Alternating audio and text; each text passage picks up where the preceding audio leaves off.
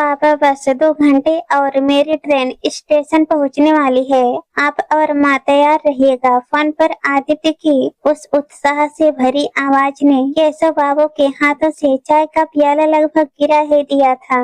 प्याला तो बच गया, लेकिन केशव बाबू का पूरा वजूद कांप उठा था। सामने दीवार पर लगी घड़ी की टिक टिक किसी टाइम बम की तरह लग रही थी। आदित्य आ रहा है 2 साल बाद सियाचिन की बर्फीली चोटियों पर। देश की रक्षा करने वाला उनका बेटा मेजर आदित्य घर लौट रहा था। खुशी नहीं, केशव बाबू के चेहरे पर खुशी का एक भी कण नहीं था। वहाँ सिर्फ घबराहट थी, एक ऐसी घबराहट जो किसी अपराधी को अपनी सजा के वक्त होती है। वे पिछले 1 घंटे से ड्राइंग रूम में पागलों की तरह चक्कर काट रहे थे। कभी सोफे के कुशन ठीक करते तो कभी मेज पर जमी धूल को अपने कुर्ते से पोंछने लगते।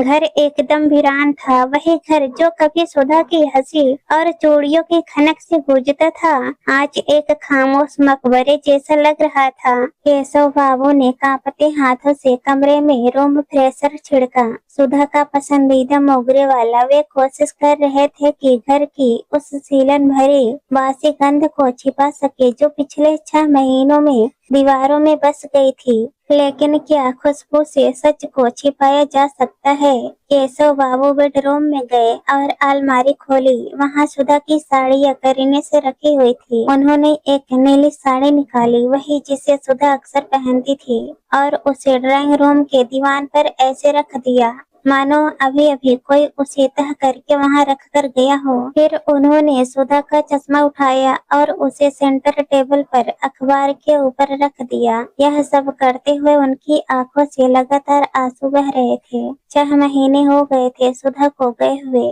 कार्डियक अरेस्ट, सब कुछ इतना अचानक हुआ था कि केशव बाबू को संभलने का मौका ही नहीं मिला। उस वक्त आदित्य सियाचिन में एक बेहद नाजुक और खतरनाक मिशन पर था। कमांडिंग ऑफिसर ने केशव बाबू को सलाह दी थी, सर, अगर अभी मेजर को यह खबर दी तो उनके मानसिक संतुलन बिगड़ सकता है। वहाँ एक गलती का मतलब है मौत। मिशन खत्म होने तक रुक जाइए। और केशव बाबू रुक गए थे। उन्होंने अपने बेटे की जान बचाने के लिए अपने जीवन के सबसे बड़े दुख को अकेले पिया था। पिछले 6 महीनों से केशव बाबू सुधा बनकर आदित्य से फोन पर बात नहीं कर पाते थे, क्योंकि आवाज का धोखा नहीं दिया जा सकता था। वे बहाना बना देते थे, माँ मंदिर गई है, माँ सो रही है, माँ के गले में इन्फेक्शन है। लेकिन वे चिट्ठी लिखते रहे सुधा के नाम से, सुधा की ही तरह हर छोटी छोटी बात की हिदायत देते हुए। मोजे पहनकर सोना, खाना समय पर खाना। वे चिट्ठी लिखते वक्त रोते थे, स्याही फैल जाती थी, फिर दोबारा लिखते थे। उन्होंने एक मृत पत्नी को अपने बेटे के लिए 6 महीने तक कागजों पर जिंदा रखा था। लेकिन आज आदित्य साक्षात सामने खड़ा होगा। आज झूठ की यह दीवार कैसे टिकेगी? केशव बाबू का दिल बैठ रहा था। उन्हें लग रहा था कि वे अपने बेटे की नजरों का सामना कैसे करेंगे, कैसे कहेंगे कि जिस माँ के हाथों का गाजर का हलवा खाने के लिए वह तड़प रहा है, वह अब राख बन चुकी है। डोरबेल बजी। केशव बाबू के शरीर में एक सिहरन दौड़ गई। उन्होंने आंसुओं को पोंछा, चेहरे पर एक झूठी मुस्कान चिपकाई और दरवाजा खोलने बढ़े। सामने आदित्य खड़ा था, वर्दी में। चेहरे पर थकान थी, दाढ़ी थोड़ी बढ़ी हुई थी, लेकिन आंखों में घर लौटने की चमक थी। पापा। आदित्य ने अपना बैग छोड़ा और पिता के गले लग गया। केशव बाबू ने उसे भींचा, लेकिन उनका शरीर अकड़ा हुआ था। आ गया मेरा शेर। केशव बाबू की आवाज रुआंसी थी। आदित्य अंदर आया, उसकी नजरें चारों तरफ घूमी। माँ कहाँ है? किचन में है क्या? कितनी बार कहा है कि मेरे आने पर किचन में मत घुसी रहा करो। आदित्य सीधा रसोई की तरफ बढ़ा। रुक जा बेटा, केशव बाबू जोर से चिल्लाए।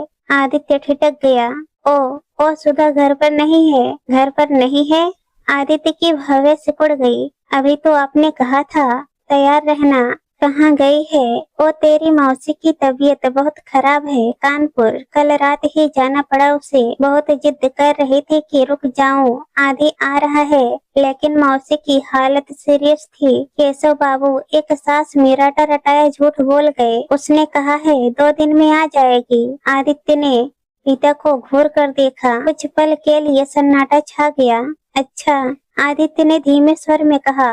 कोई बात नहीं। वह सोफे पर बैठ गया।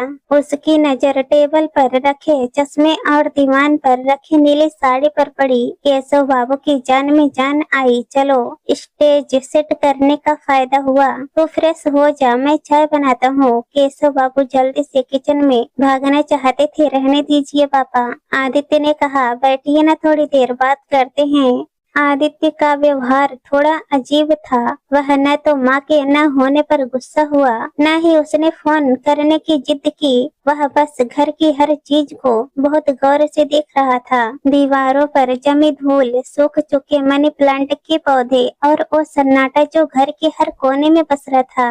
घर बहुत बदल गया है पापा, आदित्य ने छत की ओर देखते हुए कहा। कोने में जाले लगे हैं। माँ तो एक भी जाला बर्दाश्त नहीं करती थी। केशव बाबू का पसीने छूटने लगा। हाँ, ओ पिछले कुछ दिनों से उसके कमर में दर्द था ना, तो सफाई ठीक से नहीं हो पाई। नौकरानी भी छुट्टी पर है। और ये पौधे, आदित्य ने सूखे गमले की मिट्टी छुई, ये तो मर चुके हैं पापा। माँ तो इनसे बच्चों की तरह बात करती थी। क्या मौसी की बीमारी में वो अपने इन बच्चों को भूल गई? केशव बाबू को लगा कि अब वे पकड़े जाएंगे। आदित्य के सवाल किसी फौजी पूछताछ जैसे तीखे होते जा रहे थे। बेटा, तू थक गया है, आराम कर ले। केशव बाबू ने बात पलटने की कोशिश की। पापा, मुझे भूख लगी है, आदित्य ने अचानक कहा। गाजर का हलवा बनाया होगा ना माँ ने? जाने से पहले बना कर गई होगी, उसे पता है मुझे पसंद है। केशव बाबू की सांस अटक गई। उन्होंने हलवा बनाने की कोशिश की थी, लेकिन वह जल गया था और उन्होंने उसे छिपा दिया था। ओ बेटा, जल्दी जल्दी में वो बना नहीं पाई। केशव बाबू ने नजरें झुका ली। आदित्य अपनी जगह से खड़ा हुआ। उसका चेहरा एकदम सख्त हो गया था। वह धीरे धीरे चलकर उस शोकेस के पास गया जहाँ लैंडलाइन फोन रखा था। पापा, आपको पता है सियाचिन में सबसे मुश्किल चीज क्या होती है? आदित्य ने फोन के रिसीवर को उठाया और उस पर जमी धूल की परत को अपनी उंगली से साफ किया। ठंड नहीं, दुश्मन की गोली नहीं, सबसे मुश्किल होता है सन्नाटा। केशव बाबू उसे अवाक देख रहे थे। सन्नाटा झूठ नहीं बोलता पापा। आदित्य ने मुड़कर पिता की आंखों में सीधे देखा। और ये घर चीख चीख कह रहा है कि यहाँ कोई गृहिणी नहीं रहती, कम से कम पिछले कई महीनों से तो नहीं। ये तो क्या कह रहा है आदि? केशव बाबू का गला सूख गया।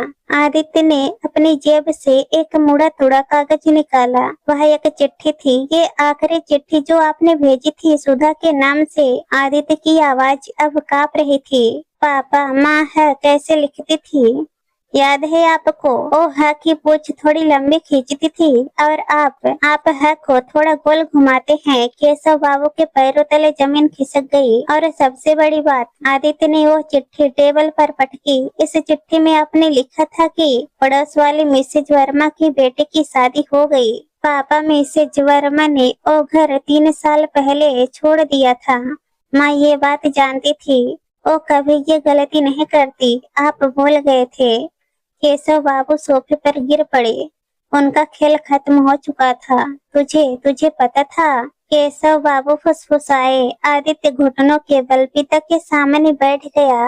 उसकी सख्त फौजी आंखों से अब आंसुओं का सैलाब बह निकला। 4 महीने पहले मुझे खबर मिल गई थी पापा, आदित्य ने सिसकते हुए कहा। मेरा एक दोस्त जो एयर क्वार्टर में पोस्टेड है, उसने मुझे बता दिया था कि मेरे घर से शोक संदेश आया था। तो तूने बताया क्यों नहीं? केशव बाबू ने अपने बेटे का चेहरा थाम लिया। क्योंकि मैं जानता था आप क्या कह रहे हैं। आदित्य ने पिता के हाथों को चूम लिया। मैं बॉर्डर पर था पापा। अगर मैं फोन पर रो पड़ता या मैं घर आने की जिद करता तो आप यहाँ अकेले टूट जाते। आप मुझे बचाने के लिए माँ का नाटक कर रहे थे और मैं आपको बचाने के लिए उस नाटक पर यकीन करने का नाटक कर रहा था। कमरे में सिर्फ 2 पुरुषों के रोने की आवाज थी। पिता और पुत्र दोनों ने एक दूसरे को बचाने के लिए झूठ का एक भारी पत्थर अपने सीने पर रखा हुआ था। मैंने सोचा था मैं संभाल लूंगा, केशव बाबू रोते हुए बोले, पर मैं हार गया बेटा। मैं तुझे माँ का प्यार नहीं दे पाया। देख, हलवा भी जल गया मुझसे। घर भी गंदा है, मैं तेरी माँ के बिना अधूरा हूँ, बिल्कुल अधूरा। आदित्य ने पिता को अपने सीने से लगा लिया। वह बेटा जो अभी अभी मेजर बनकर लौटा था, इस वक्त एक पिता की भूमिका निभा रहा था। पापा, आपने तो वो किया जो दुनिया का कोई बाप नहीं कर सकता, आदित्य ने कहा। आपने अपने जीवन संगनी को खो दिया, फिर भी मेरे लिए रोज सुबह उठकर उनकी यादों को कुरेदा ताकि मुझे दर्द न हो। यह हार नहीं, यह दुनिया की सबसे बड़ी जीत है। आदित्य ने वह नीली साड़ी उठाई जो केशव बाबू ने दीवान पर सजाई थी। उसने उसे अपनी छाती से लगा लिया और गहरी सांस ली। इसमें अभी भी माँ की खुशबू है पापा। आदित्य मुस्कुराया। आंसुओं के बीच ओ गई नहीं है, ओ हम दोनों के प्यार में जिंदा है, आपके उस जले हुए हलवे की कोशिश में जिंदा है। केशव बाबू ने बेटे को देखा। उन्हें लगा जैसे आज उनका बेटा वास्तव में बड़ा हो गया है। सियाचिन की बर्फ ने उसे सख्त नहीं बल्कि और भी संवेदनशील बना दिया था। रात घिर आई थी, घर की बत्तियां बुझी हुई थी। सिर्फ ड्राइंग रूम में एक छोटा सा लैंप जल रहा था। किचन में गैस पर एक पतीला चढ़ा था। आदित्य और केशव बाबू दोनों मिलकर खिचड़ी बना रहे थे। वही खिचड़ी जो सुधा अक्सर तब बनाती थी जब किसी का पेट खराब होता था या मन भारी होता था। नमक कम डालना, माँ कहती थी। रात को नमक कम खाना चाहिए, आदित्य ने धीरे से कहा।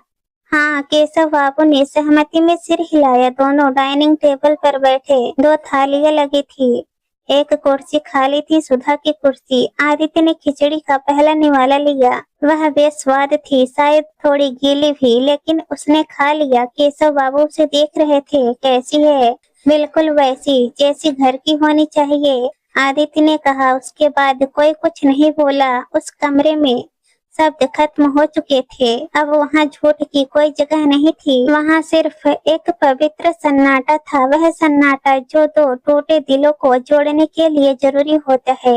उस सन्नाटे में केशव बाबू ने महसूस किया कि उनका घर अब वीरान नहीं है।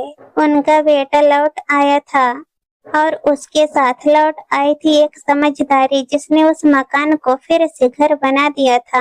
बाहर रात के अंधेरे में एक झिंगुर की आवाज गूंज रही थी और अंदर 2 लोग खामोशी से खिचड़ी खा रहे थे, अपने अपने हिस्से के दुख को साझा करते हुए।